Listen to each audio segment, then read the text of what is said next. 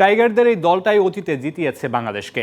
এই লিটন, সৌম্য, তাসকিনরাই দেশের বাইরেও পারফর্ম করে দলকে উপহার দিয়েছে ম্যাচ শেষের হাসি। তাই সমালোচনা যতই হোক, শান্তদের উপরই আস্থা রাখছেন ক্রিকেট সংগঠক থেকে শুরু করে ভক্তরা। তাদের প্রত্যাশা বিশ্বকাপের শুভ সূচনা করবে টাইগাররা।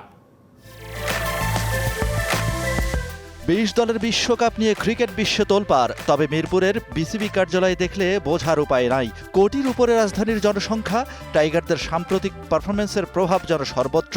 ক্রিকেট নিয়ে আলোচনা কোথাও নাই।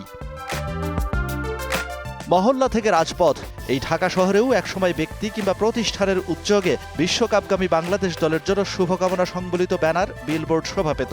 তবে এই বিশ্বকাপ উপলক্ষে তন্ন তন্ন করে কোথাও খুঁজে পাওয়া গেল না সেসব চিত্র। সমালোচনা থাকবে অভিমান, অভিযোগ। তাই বলে কি প্রেরণার দুয়ারে খিল এঁটে বসে থাকলে চলে?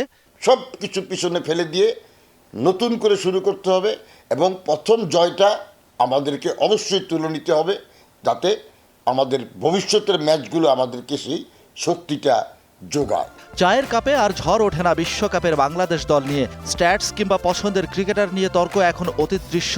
তবুও অভিমান চেপে ভক্তের প্রত্যাশা ভালো করুক নাজমুল শান্তরা। বিভিন্ন সামাজিক যোগাযোগ মাধ্যম যেগুলো দেখতেছে, এগুলো দেখে প্লেয়ারদের ওপরে একটা ইফেক্ট পড়ে আর কি। তারপর যদি তারা ওখান থেকে কামব্যাক করতে পারে, আমার মনে হয় যে এই দলও ভালো কিছু করতে পারবে। বাংলাদেশ দলের জন্য শুভকামনা থাকবে, কামব্যাক করে বাংলাদেশ দল ভালো পারফর্ম করবে। রাজধানীর অভিজাত এলাকা থেকে ক্রিকেটার উঠে আসে না, তবে ক্রিকেটে বুঁদ হয়ে থাকাদের দেখাও যে মেলে না বিষয়টা তেমন নয়। হোমে জিম্বাবুয়ের বিপক্ষে পারফরমেন্স কিংবা যুক্তরাষ্ট্রের বিপক্ষে সিরিজ হার সব অতীত। তাদের চাওয়া রানে ফিরুক ক্রিকেটাররা। শান্ত, লিটন এবং সৌম্য সরকার এরা যেন ফর্মে আসে এবং ভালো একটা পারফরমেন্স শো করে, যারা আমরা ভালো একটা পারফর্ম করতে পারি সেকেন্ড রাউন্ডের জন্য।